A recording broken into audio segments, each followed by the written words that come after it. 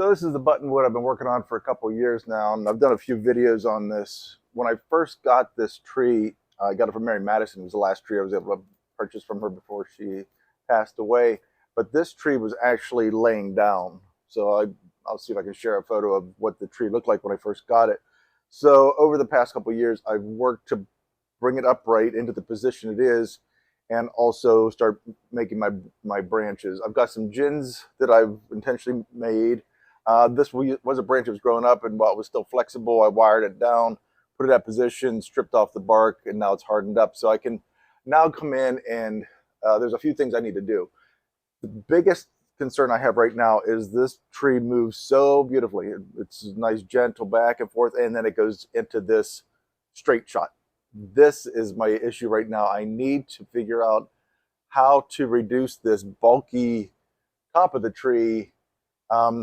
I'm planning on ginning it because I really want to get, the shari that I have right now goes up right up the center, and it just gets solid up here. I'm assuming there's going to be some bark that I can remove and show some of that shari that's going to exist. Hopefully, right here, you can see this main is going to be most likely my top of the tree, and then you can see a little bit of a live vein right here where I think that tree would be great, which means this can all be shari, this can be shari. And what I want to do is just continue this up and try and replicate what nature did. And that's going to be impossible. So I'm going to show you some techniques that I do.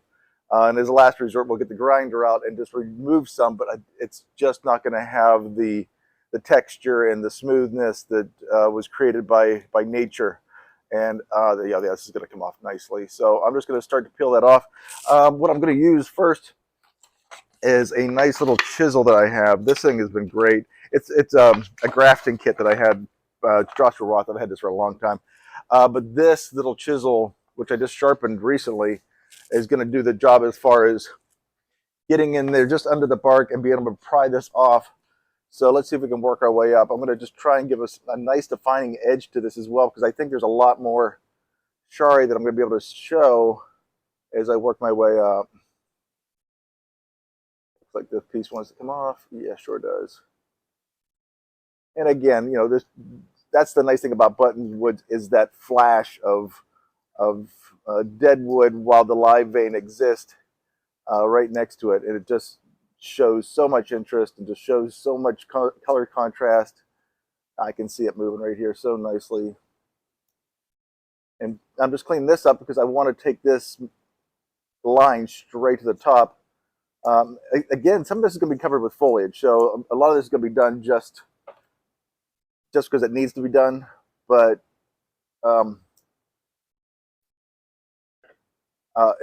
it does make the tree healthier because there's a lot of water storage right there. Now I've got the live vein showing, and I've got this bark which is peeled off, and just working my way up. So that looks so much better already.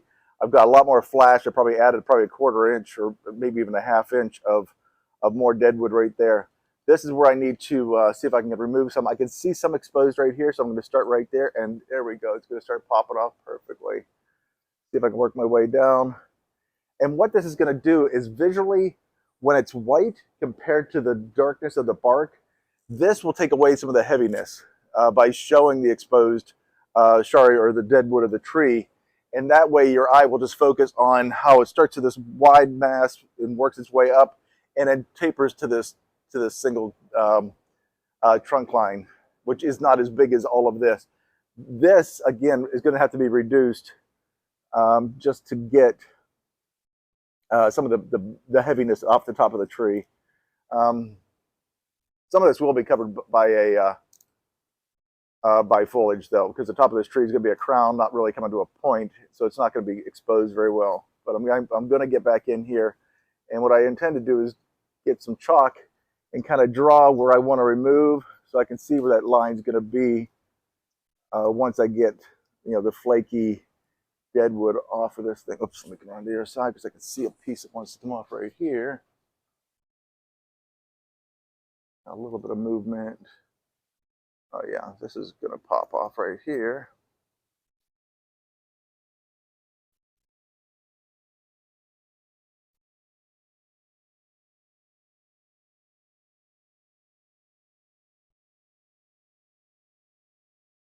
And again, when you start putting tools onto deadwood, especially when you've got some that's been naturally done, there's going to be a visual difference. You cannot replicate what nature can do. So you kind of want to just get in there and carefully pick this off as best you can, without gouging and without making tool marks. A lot of times you'll see people that will find a piece and pry it off and then take a pair of pliers and peel it back, because what it's going to do is it's going to pull the wood off of the grain, and so that will actually be exposed in a more natural way of exposing the dead wood. So we've got shari here and here. I'm going to see if I can still work my way up. I've got nothing above this right here. So this is all, let me grab it. This is pretty much all my, broke my chalk. So there's my live vein. So if I can work down to that, remove these areas right in here, make this all dead wood, you can see how that's going to be. I just keep breaking my chalk. That's what I really want to get it down to. And again, this is movement. If I just take this tree to a straight line again, I don't have that movement. So I'm going to try and work on this side too and remove this. This I might use with the grinder. But you can see how this is now kind of got a little bit of movement. It moves back and forth. This will be stripped down a little bit so I can get it a little bit more thin. I've got no growth above this, so I can reduce this completely all I want. And around the back, just need to bring it so it's not just a bulb. This, like I said, sometimes you'd want that shari to show, but there's no way I'm going to have that shari showing just because of where the top of the tree is. So this will all be a crown at one point. So it's just a matter of just doing it because that's what the tree needs. But as far as an artistic addition to the composition, you're not going to see much of it in the final tree. So let me continue working this, and I'll come back to you in just a few minutes with what I get peeled off. Okay, so I came in a little bit closer and lowered the tree so I can work on this. This is the front of the tree right here, so this is the back. This is my top. So this is the area that I'm looking to remove. This branch is a little heavy, so I might replace it or shorten it and regrow it just because it's almost the same size as the main trunk. So if I take this off, it's not going to do much damage. This is the section I'm looking at right here is reducing, and I also want to get the gin to kind of move its way up here. So I'm going to strip this down, clean this up here, and then take this side off to give me a little bit of movement back into the tree a little bit. So give us a little bit of not so straight.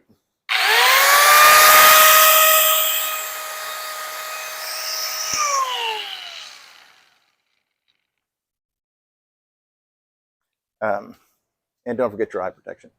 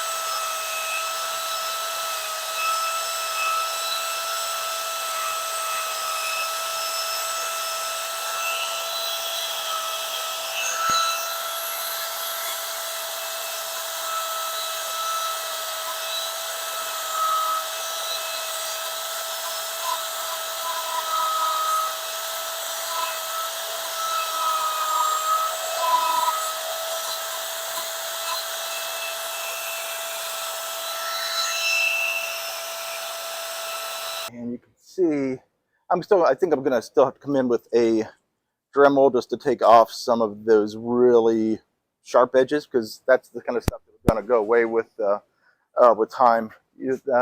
That's definitely shows tool marks in here, so we're gonna smooth that down.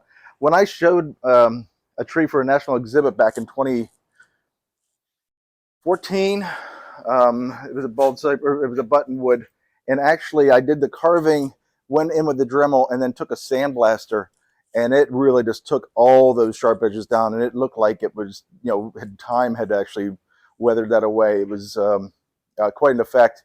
So if you're ever looking for that level of detail, sandblaster coming in with that, I think I was using crushed walnuts was enough to for it to actually take off those edges and just clean it up amazing. It looked amazing. You couldn't tell it was actually worked on unless you really looked close enough.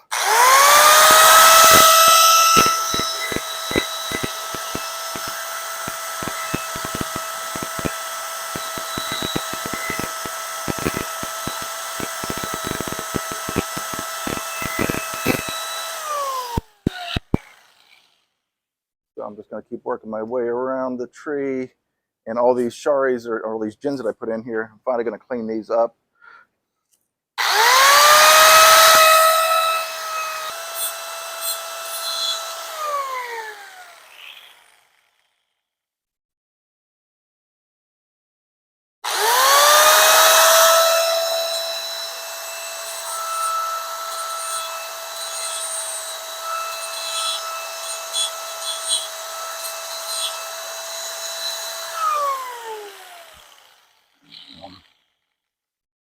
All right.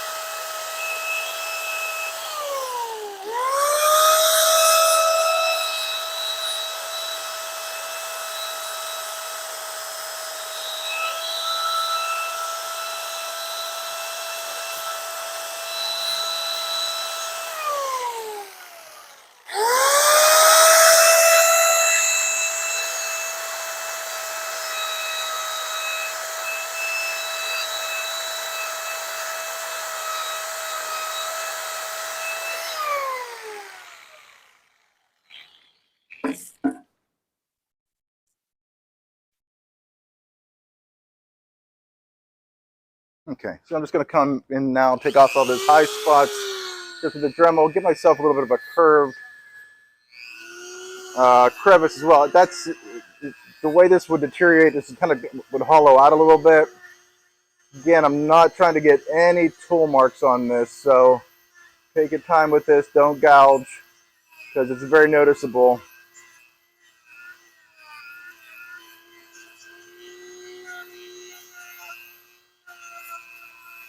You just kind of want to smooth everything over.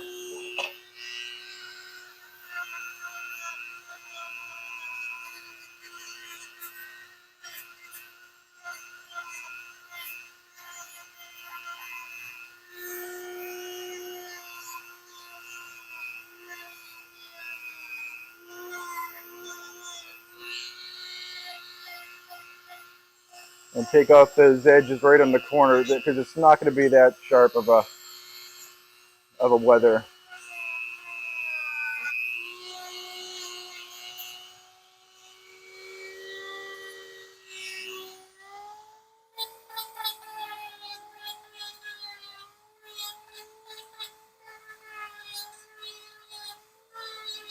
And again, you're trying to take off the heaviness Of course, this was a branch. It was just a big branch with no taper to it.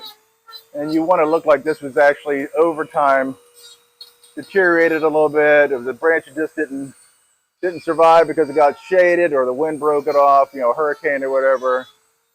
So that's what you're actually working to achieve. But that pop of color that you'll get when you gin this or when you lime sulfur it is going to be spectacular, because that contrast between the bark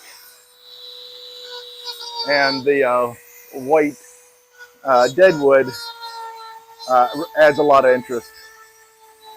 It kind of replaces a branch and fills up that negative space for you.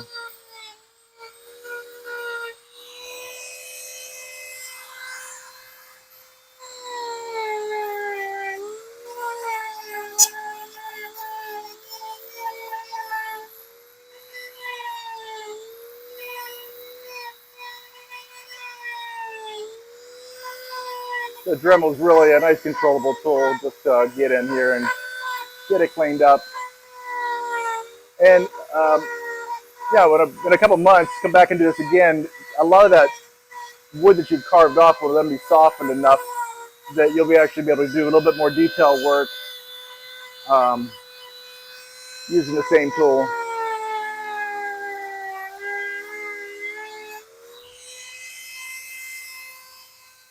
Now, what you can see is I was able to take that shari all the way up and incorporate it into the top of the tree. So now it all kind of blends.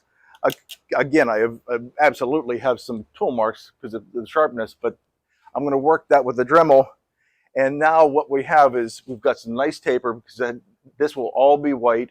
I've curved it in on this side so it actually adds some movement, so it's not just a straight pull that was there. And what I'm going to do is I'll just kind of get in there and clean this all up and continue to thin it down a little bit, add some more movement with this, because this is much more controllable and actually can get into crevices a lot better than you can with the larger tool. But you can see how it's getting sanded down so much that it's so smooth that it doesn't have the characteristics of the shari that nature does. So you kind of want to artistically do those movements to give it, with the grain, movements that would kind of reflect that. And over time, it will heal up a little bit. It's never going to be perfect as nature can make it, but this will definitely give you some added results that will, you know, make it look more natural than it would if you just did it with the large grinder.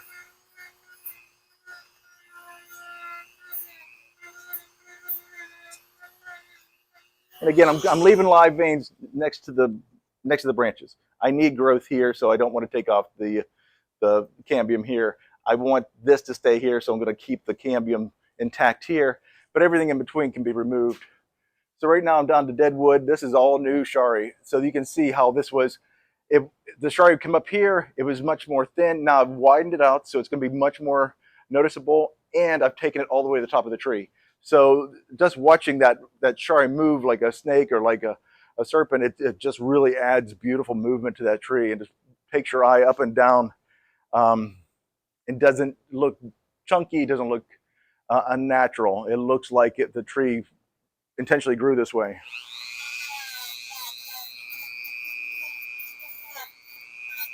And this is just a process that's going to take a little time, so I'm going to continue to work on this. I'll come back and give you the final shot. Let's just see what I was able to remove.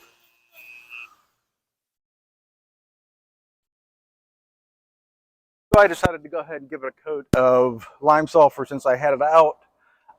You can see how now the whole thing flows. You don't have that chunkiness up top. It's got a great flow all the way. I did move this part in to give it a little bit of movement into, so it's still not a straight line going up, so it kind of gives it back and forth, and all the way to the top. Again, I've exposed a lot more deadwood or sharis, so it will actually be a lot more flash, a lot less of a lifeline going all the way up, which is going to be more interesting. But I think we're just going to let this thing go for a little bit, let it fill in. We'll develop the top and see how it works out. But I hope you got something out of this, and I hope you see how I was able to solve a problem with the tree and continue to develop my bonsai. So if you have any questions, feel free to comment, but great seeing you all again. Thank you. Bye.